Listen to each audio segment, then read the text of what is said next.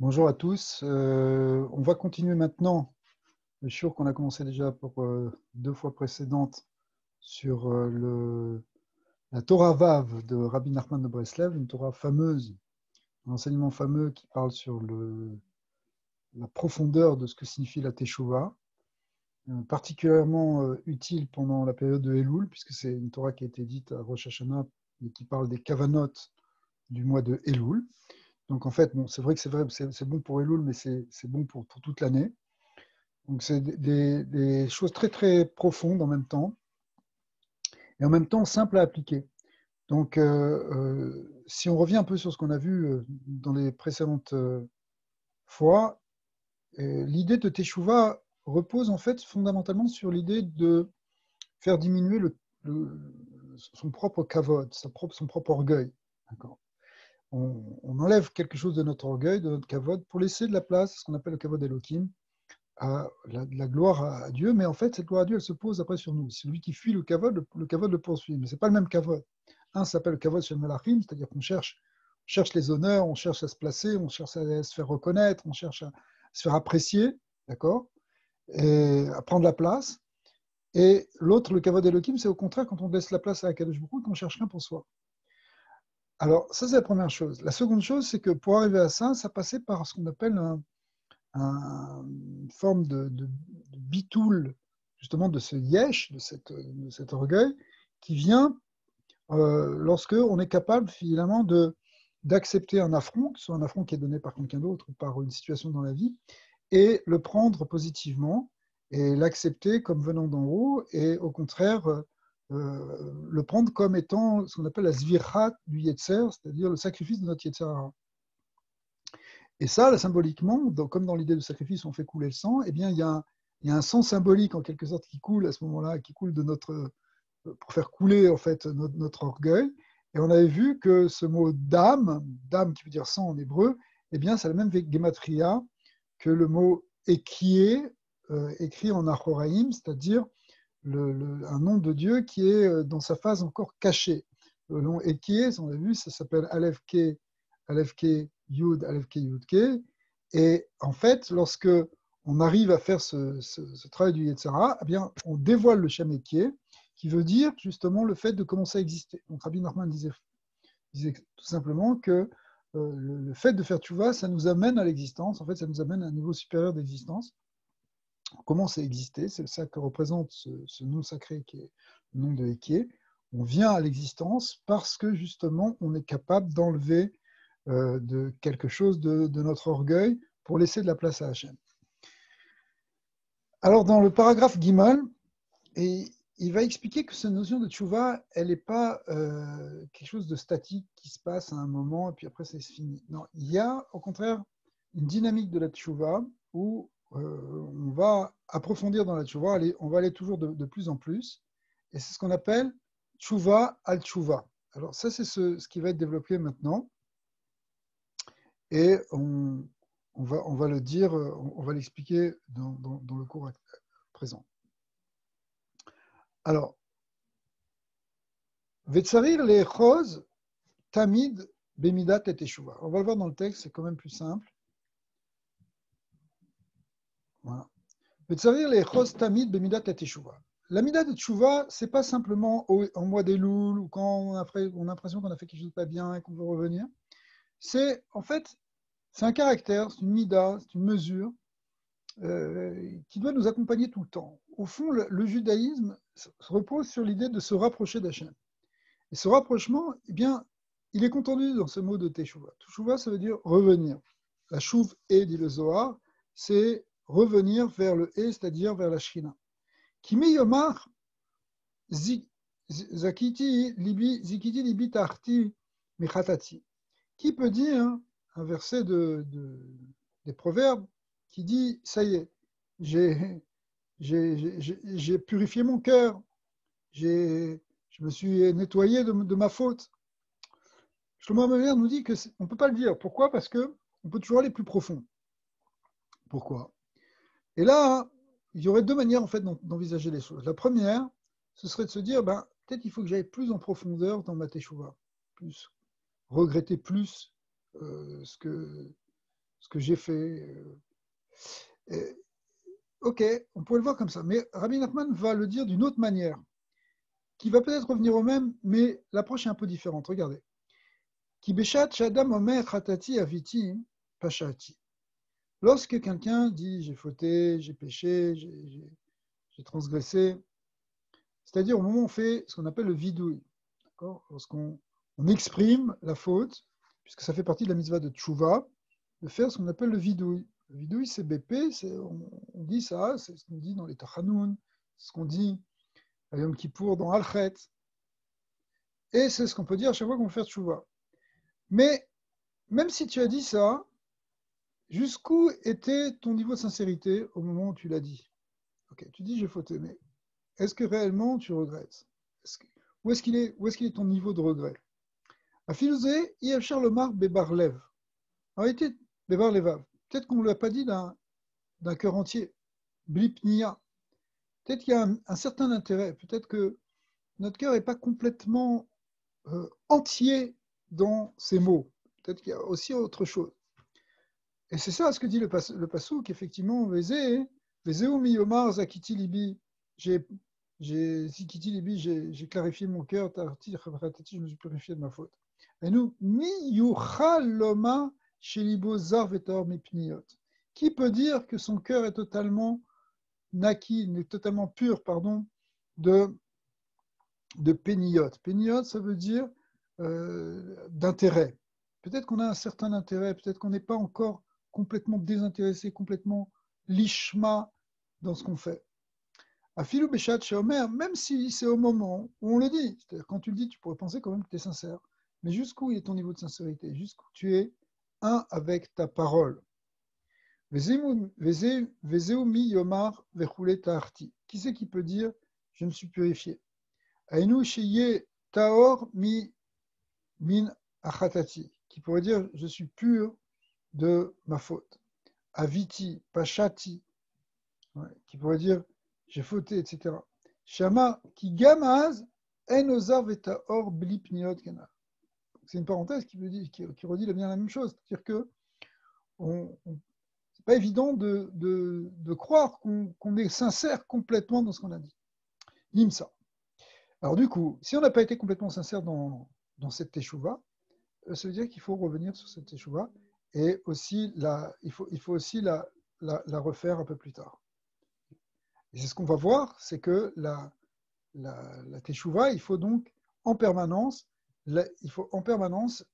être dans l'amida de teshuva et tout le temps avancer dans cette teshuva pour pas que ce soit quelque chose qui soit à moitié sincère, si vous voulez. Alors, Nimsa shetzareh la'asot teshuva al teshuva rishona. Donc, et c'est ça le langage ici qui est le ridouche, c'est qu'il faut faire une teshuva sur la teshuva rishona. C'est-à-dire sur la première teshuva, il faut revenir. Aïnou al khatati aviti feshati. C'est-à-dire sur les paroles que tu as dites, sur ce manque de sincérité-là, tu dois faire teshuva. She'amar ki alav ne'ema bisfatav ki bedouni. Il y a un verset qui dit dans Bisfata Kibedouni, en fait, et avec ses lèvres, il m'a honoré, mais la suite du verset, c'est Velibo Rachak Mimeni. Mais son cœur est encore loin de moi. C'est-à-dire qu'il y a un décalage entre la bouche et le cœur, et ça, c'est évidemment un manque, c'est l'expression d'un manque de sincérité. Et si vous voulez, la teshuva, elle implique la sincérité. Si on n'est pas sincère, c'est que la teshuva n'est pas complète. Revenir vers Akadosh Baruch Hu, c'est réellement regretter de s'être éloigné de lui. Donc, si on n'est pas réellement sincère, c'est pas que ça sert à rien, parce que ça sert parce qu'on est en partie sincère, mais on ne l'est pas complètement. Mais on est obligé de revenir dessus et d'approfondir la teshuva pour augmenter la sincérité du regret et du désir de se rapprocher d'Hachem. Par exemple, si on fait une teshuva au premier niveau, une teshuva, ce qu'on appelle teshuva Beyera, alors quelqu'un fait une teshuva parce qu'il a peur des conséquences négatives de ce qu'il a fait. Ça peut arriver, ça peut être des conséquences dans ce monde-ci, dans d'autres niveaux, un niveau matériel, un niveau spirituel. Donc, à cause de ces conséquences, fais teshuva. Ça s'appelle teshuva be'ira. Mais est-ce que dans cette teshuva be'ira, tu as réellement envie de te rapprocher d'Hachem ou c'est simplement parce que tu veux pas subir des conséquences négatives dues à ta mauvaise conduite? Alors, l'idée, c'est que si on veut réellement faire teshuva, il faut que la teshuva, ce soit un désir profond de se rapprocher vers Akadosh Baruch Hu, ce qu'on appelle aussi teshuva be'ahava. La teshuva be'ahava, elle se fait avec amour, c'est parce qu'on a un désir réel de reconnecter à la source divine de notre neshama. Et ça peut se faire que si on a ce désir-là, que c'est pas simplement qu'on l'a fait, mais en fait, bon, au fond, j'aimerais bien encore un petit peu faire cette faute, et puis bon, c'est juste parce que je veux me débarrasser des problèmes, mais j'ai pas encore vraiment le désir de revenir vers la source. Donc ça, la tchouva, c'est justement augmenter la sincérité pour éveiller en fait le désir réel et profond de se rattacher à Dieu. Alors, le verset donc il dit attention, ne soyez pas, c'est un verset d'Isaïe, comme quelqu'un qui parle et qui dit des paroles, des bonnes paroles, mais dont le cœur est encore éloigné. Qui a l'idée tchouva zochel irvod Hashem. C'est vrai qu'avec la tchouva, tu as le kavod Hashem. Velibo rachak miminu, vefile im yodea adam beatzmo shasa tchouva shlema. Alors, point.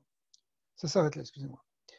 Ensuite, le texte, il nous dit, même si tu sais que tu as fait une teshuva chez les mains, c'est-à-dire que tu as fait complètement teshuva, tu es devenu complètement sincère. Maintenant, est-ce que la teshuva s'arrête ou pas? Eh bien non, elle ne s'arrête pas, c'est un processus qui continue, c'est une dynamique qui n'a de cesse. Pourquoi? Parce qu'on peut toujours comprendre à un niveau plus profond. Donc après, ça va être un autre niveau, ce qu'on appelle la teshuva dans la saga. Et la teshuva dans la saga, hein, c'est une teshuva qui vient avec le fait de faire teshuva sur le niveau de compréhension qu'on a eu avant. De quoi il s'agit? C'est ce qu'on va voir maintenant.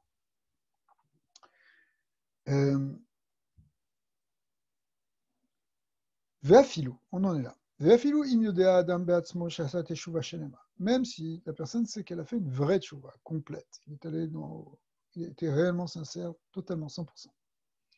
Afal piken, servir la sot teshuva al teshuva. Malgré tout, il y a encore une teshuva qui vient derrière cette teshuva et qui vient sur cette teshuva. Pourquoi? Arishona. Qui mitri la akesha asa teshuva. Parce qu'au départ, quand tu as fait teshuva, asa les filles asagato, tu l'as fait avec ton niveau de compréhension, ton niveau de perception. Verharkar, be'avada akesha ose teshuva. Mais après ça, lorsque tu vas refaire teshuva une seconde fois, en fait, tu auras changé de niveau, puisque tu es déjà, depuis la veille, tu as déjà progressé. Si tu avais vraiment fait teshuva la semaine dernière, normalement, ça t'a amené à un autre niveau. Et ce nouveau niveau de compréhension et de perception, il fait que tu regardes le niveau précédent comme quelque chose qui était encore trop épais, trop matériel en quelque sorte, une vision trop grossière. Et là-dessus, il faut que tu t'extrais de cette vision grossière, il faut que tu répares en quelque sorte cette vision inférieure dans laquelle tu étais. Alors évidemment, là, on ne parle plus réellement de faute, on parle de mouvement. La teshuva, en fin de compte, c'est un mouvement. Un mouvement qui veut nous faire déplacer d'un niveau spirituel à un autre niveau spirituel. Et ça, c'est ça, cette idée de progresser dans la teshuva, c'est-à-dire, teshuva, c'est pour avancer dans les niveaux spirituels. Et ça, on va voir que ça, c'est un niveau de teshuva uniquement un niveau rouhani. On n'est plus dans l'idée du tout de faute ici. La faute, ça, c'était dans les premiers niveaux, parce qu'on est tombé dans la clipa, on est tombé dans l'extériorité, et on veut s'en extraire. Mais maintenant, au niveau de cette teshuva al-teshuva, hein, c'est quelque chose qui est seulement au niveau des madrigotes spirituelles. Pourquoi? Parce que Nimsa, les filles à Sagato chez Messi Garshav, suivant la saga qu'il a maintenant, ouais. Bevada Asagato Rishona ou Bebrinat Gashmiut. C'est sûr que la saga première, elle est considérée comme quelque chose de physique. C'est un peu comme, si vous voulez, un niveau de compréhension. Par exemple, quelqu'un qui aurait une vision très simple du divin, alors il se ferait une représentation grossière de Dieu. Okay. il le voit comme un père qui est gentil ou qui est sévère. Et ok, il s'est fait cette représentation-là. Mais dès qu'il va rentrer un peu plus profond dans la Pnimiut Torah, dans la compréhension, il va éveiller sa Neshama, il va voir que, bon, Dieu, il est aussi le Ensof, il est quelque chose de c'est beaucoup plus vaste que ça, il n'est pas simplement, c'est pas un Dieu personnel, c'est aussi impersonnel, il y a une dimension beaucoup plus grande. Et même dans cette compréhension-là, cette compréhension plus métaphysique, elle va évoluer, cette compréhension. Parce qu'il faut espérer, normalement, qu'une personne ne reste pas statique et elle ne stagne pas au même niveau toute sa vie. L'idée, au contraire, c'est une idée qu'on va voir dans ce monde-ci, mais aussi dans l'Olam Haba. C'est pour ça que c'est la tchouva de l'Olam Haba ici, c'est comme ça que Rabbi Nachman va l'appeler. Il y a une idée d'aller Michaïl el-Chaïl, de monter de degré en degré à l'Ensof, sans fin. Alors, et donc, monter, ça veut dire, c'est des niveaux de dvékout, c'est des niveaux de compréhension de plus en plus grands. Donc, Nimsa, shetzarich lasot tshuva à la sagato arishona, al she'id gashem et romemut elokuto. En fin de compte, le problème, c'est que tu avais matérialisé en quelque sorte la grandeur de Dieu. Et matérialiser la grandeur de Dieu, au fond, c'est une faute.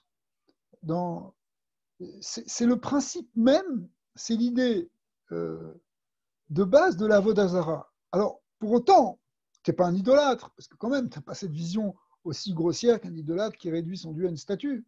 Mais, d'un autre côté, tu t'es fait quand même une certaine construction mentale.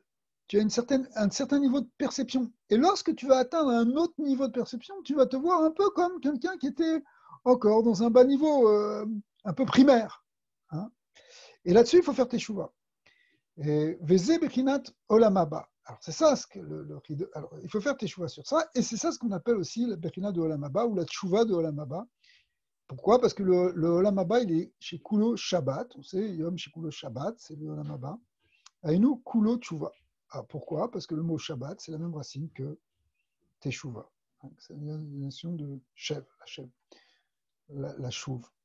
Et en fait, le Shabbat, nous on croit que c'est simplement se reposer, etc. Mais c'est pas seulement ça. C'est en fait, c'est revenir vers notre source. Hein. Quand on fait Shabbat, même à un niveau du Pshat, on rentre en fait aussi dans une intériorité, puisque comment on va pas dans l'extérieur, on arrête d'entreprendre dans le monde extérieur, on rentre en fait dans un monde intérieur. Et dans ce monde intérieur, les Tikkun Hazor l'appellent le Reshut Yachid, c'est le domaine justement de l'unique qui est Dieu. Donc le Shabbat, c'est mamash, on se recentre vers la dimension essentielle et intérieure. Et lorsqu'on fait ça, en fait, on fait l'essentiel de la tchouva. C'est sûr que Shabbat, c'est pas le moment où on fait tachanoun, on va pas faire on va pas se faire des mortifications ou des choses comme ça. D'ailleurs, on ne fait même pas dans la semaine, mais on ne fait pas en tout cas on mentionne pas les fautes. Et pourtant, on touche à Shabbat quelque chose qui est de l'ordre de l'essence de la tchouva. Même on pourrait dire, ce que disent d'ailleurs, c'est ce qui est marqué dans les Tikkunim, c'est que dans les Tikkunim Hazohar, que Shabbat, c'est Revochet, que le lien de Shabbat, il est Shabbat, que c'est l'essentiel de la ira, l'essentiel de la tchouva, il est dans Shabbat. Donc, alors maintenant ici, Rabbi Nachman, il va plus loin, il dit que Shabbat, finalement, ce que nous on vit quand on fait un Shabbat ici, ça s'appelle Mein Olam Haba, et c'est quelque chose qui est déjà de l'ordre du Olam Haba. Et le Olam Haba lui-même, il est le grand Shabbat, c'est le grand Shabbat. Donc en fin de compte, si on dit que Shabbat c'est une notion de tchouva, il y a une tchouva aussi dans le Olam Haba. Mais c'est quoi la tchouva dans le Olam Haba, puisqu'on ne peut pas faire tchouva sur les fautes là-bas? Eh bien, c'est en fait cette dynamique qui fait monter de degré en degré, de niveau en niveau. À chaque fois, on continue de progresser, et à chaque fois, on comprend de manière plus profonde et plus large et plus lumineuse. Et, et, et ce processus-là, pour monter d'un degré à l'autre, eh bien, ça s'appelle en fait une tchouva, c'est ça ce qu'on appelle la tchouva al-tchouva. La tchouva al-tchouva, ici, qui est Bechinat Olam Haba, qui est au niveau Rouhani. Veze Bechinat Olam Haba, Shie Kulo Shabbat, et nous Kulo Tchouva. En fait, paradoxalement, parce qu'on ne s'attend pas à ça, au départ, on pense que le lien de Teshuvah, c'est dans l'Amazé, comme c'est marqué dans les Chazal, que Yafé Sha'achad ben l'Amazé, Betchouva ou Bemasit Tovim, il vaut mieux une heure de teshuva et de bonnes actions dans ce monde plutôt que toutes les Chaye Olam Haba, plutôt que tout le Olam Haba. Donc on a l'impression qu'on met en opposition la teshuva avec le Olam Haba. Eh bien la réponse, c'est que ici, c'est vrai, la teshuva dans l'Olam Hazé, elle a beaucoup de valeur, mais en fait, c'est elle qui va déterminer ensuite la teshuva qui sera du Olam Haba, qui est défini comme un monde chez le Kulo Teshuva. C'est incroyable.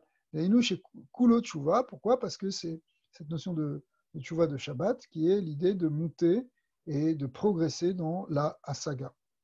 Kemo Shekatu Veshavta d'Hashem Elokecha, qui est Ikar Olam Haba ou Hasaga Teulekut. C'est quoi la démonstration?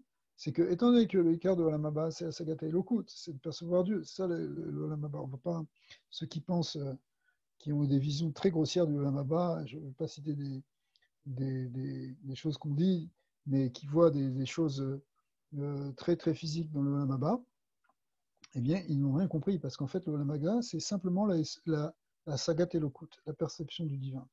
Kemoshikatu veyedu oti miktanam vadgedolim, vadgedolam. Comme le prophète Jérémie a dit, ils me connaîtront du petit au grand, c'est-à-dire, en fait, c'est l'idée là dans l'Olam Haba, c'est veyedu oti.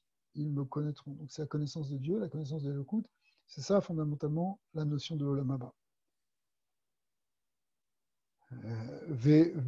Et ça, c'est Bekolet chez Asigo Asaga Yetera. À chaque fois qu'il y aura une nouvelle Asaga, une nouvelle perception, une nouvelle compréhension, Aza Yasu Tshuva à la Saga Rishona. Alors, il faudra faire une Tshuva sur la Saga Rishona. Il va falloir s'extraire d'une vision inférieure et pour épouser réellement la nouvelle vision, et tout en sachant que celle-là aussi, elle sera dépassée à un moment.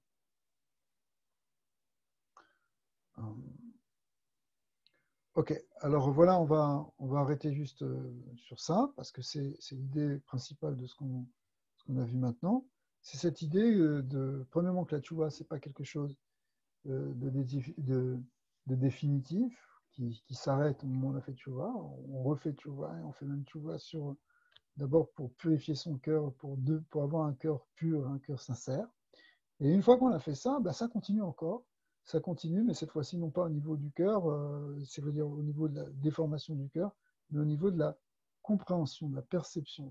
Donc, en fait, si vous voulez, de l'ouverture du cœur ou de l'ouverture en même temps du cerveau, le cœur et le cerveau étant réunis à ce moment-là, pour percevoir le divin. Et ça, c'est ce qu'on appelle aussi la tchouva de Bechinat Olam Haba. C'est une tchouva qui est purement spirituelle. Et c'est celle, en fait, qu'on vise déjà, même au-delà simplement de la perte, enfin la réparation de ce qu'on aurait perdu par les fautes, où il faut réparer, il faut ramener quelque chose, il faut récupérer une entité perdue de nous-mêmes, ça c'est le début de la Teshuvah. Mais même une fois qu'on a réparé cela, eh bien, le processus dynamique de Teshuvah, il continue à Nensof, y compris dans l'Olam Haba. Bon, Adonai l'Olam, Amen, Amen. Suite à la prochaine fois. Chazak ou Baruch.